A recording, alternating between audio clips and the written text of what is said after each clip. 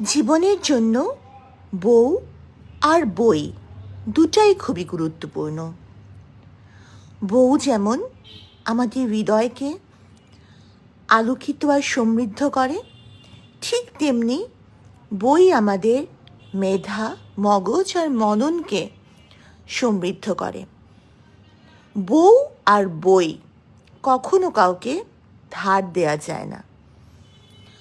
আমি বই ধার দেইও না, কখনো বই ধার নেইও না। বই সবসময় আমি কিনে পড়ি।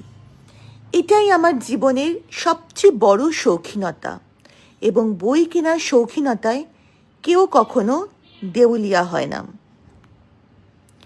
বই এতটা ভালো সঙ্গী যে হুদাই আজাইরা প্যাচাল পেরে আজাইরা কথা বলে কখনো বিরক্ত বা বিব্রত করে না।